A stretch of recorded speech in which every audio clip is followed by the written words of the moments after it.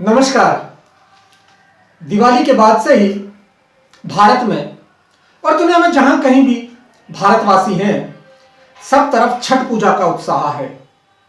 छठ पूजा प्रकृति की सामर्थ्य को वंदन करने का, प्रकृति ने जो कुछ हमें दिया है उसके प्रति कृतज्ञता ज्ञापित करने का त्योहार है। यह ऐसा त्योहार है जिसमें कोई मूर्ति पूजा सम्मिलित नहीं है, और यह ऐसा त्योहार है जिसमें डूबते हुए सूर्य को अर्घ्य दिया जाता है। उगते हुए सूर्य को अर्घ्य देने की परंपरा तो सब जगह है, बहुत है, लेकिन छठ पूजा में डूबते हुए सूर्य को भी अर्घ्य देने की परंपरा है। प्रमुख रिचुअल है, प्रमुख रिवाज है इसका। एक कहानी कहती है कि जब देवताओं और राक्षसों के बीच पहला युद्ध हुआ तो देवता उस युद्ध में हार गए। तब देवी अदिति ने तेजस्वी पुत्र की प्राप्ति के लिए छठी मैया की प्रार्थना की, उनकी उपासना की, और फिर उन्होंने ऐसे पुत्र दिया जिनसे देवताओं को विजय मिलने संभव हो सकी। एक और कहानी कहती है कि जब पांडव युद्ध में सब कुछ हार गए तो द्रौपदी परेशान हुई। तब श्री कृष्ण ने द्रौपदी को यह परामर्श दिया कि वो छठ का व्रत रखे, और मान्यता है कि उस व्रत के फलस्वरूप, श्री कृष्ण की मदद के फलस्वरूप द्रौपदी को और पांडवों को सब कुछ वापस प्राप्त हुआ। एक कहानी यह भी कहती है कि पौराणिक राजा हुए राजा प्रीवत के कोई संतान नहीं थी। महर्षि कश्यप ने उनके लिए पुत्रेष्टि यज्ञ किया। उनकी पत्नी मालिनी को पुत्र तो हुआ, लेकिन वो मरा हुआ पैदा हुआ। तो अब उसके अंतिम संस्कार के लिए राजा प्रीवत जब शमशान में गए तो पुत्र वियोग में प्राण त्यागने पर आमादा हो गए। तब ब्रह्मा जी की मानस पुत्री देवसेना प्रकट हुई। उसने कहा कि मैं सृष्टि के मूल प्रवृत्ति के छठे अंश से उत्पन्न हुई हूं, इसलिए षष्ठी कहलाती हूं। तो हे राजन, आप मेरी पूजा करिए, लोगों को भी प्रेरित करिए। और कहते हैं कि इस पूजा के बाद राजा प्रीवत को पुनः पुत्र की प्राप्ति हुई। यानी जीवन के समस्त सुखों की प्राप्ति के लिए कार्तिक शुक्ल षष्ठी को हम छठ पूजा मनाते हैं। लेकिन यह पर्व 4 दिन का होता है। पहले दिन नहाए खाए, दूसरे दिन खरना, तीसरे दिन शाम को डूबते हुए सूर्य को अर्घ्य, और चौथे दिन सुबह चढ़ते हुए सूर्य को अर्घ्य दिया जाता है। पहले दिन सेंधा नमक, घी से बना हुआ अरवा चावल और कद्दू की सब्जी प्रसाद के रूप में लीजिए। अगले दिन से उपवास प्रारंभ हो जाता है। जो व्रती है वो दिन भर अन्न जल त्याग कर शाम करीब 7 बजे खीर बनाकर पूजा ग्रहण करने के पश्चात ग्रहण करते हैं, जिसे खरना कहते हैं। तीसरे दिन डूबते हुए सूर्य को अर्घ्य दिया जाता है, दूध अर्पण करते हैं, और अंतिम दिन उगते हुए सूर्य को अर्घ्य चढ़ाते हैं। पूजा में पवित्रता का विशेष ध्यान रखा जाना चाहिए। लहसुन प्याज नहीं होने चाहिए। जिन घरों में पूजा हो वहां भक्ति गीतों, मंगल गीतों बहुत ही अच्छा है, और अंत में पूजा का प्रसाद लोगों को बांट दिया जाए। केला जो है वो छठी मैया को बहुत पसंद है। माना जाता है कि केला भगवान विष्णु को भी प्रिय फल है, बहुत प्रिय है। इसमें विष्णु जी वास करते हैं, इसलिए केला शुद्ध फल माना जाता है। छठी मैया को प्रसन्न करने के लिए लोग कच्चे केले का भोग चढ़ाते हैं। दरअसल कच्चे केले को लाकर जब उसको पका लेते हैं, घर में किया जाता है, उसको पकाया जाता है ताकि वो फल झूठा ना हो जाए। जो डाब नींबू होता है, सामान्य नींबू से थोड़ा सा बड़ा नींबू होता है, इसका स्वाद खट्टा मीठा होता है, और इसका आकार मैंने बताया जैसे कि बहुत बड़ा होता है साधारण नींबू से। पशु पक्षी इसको नहीं खाते, तो ये भी छठी मैया को विशेष रूप से पसंद है, और डाब नींबू छठी मैया को चढ़ाए।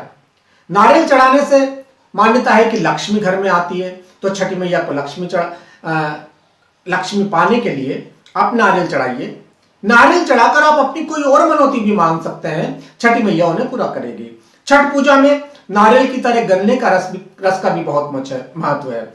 गुड़ का प्रसाद बांटा जाता है।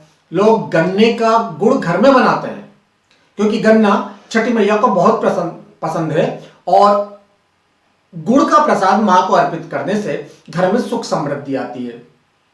कुछ चीजें हैं जो आपको पहले से एकत्र कर लेनी चाहिए छठ पूजा के लिए। बांस की बनी 2 बड़ी टोकरियां, जिन्हें पुरुष सिर पर रखकर नदी या तालाब के पास पूजा की सामग्री लेके जाते हैं। इसके अलावा सूप की जरूरत पड़ती है।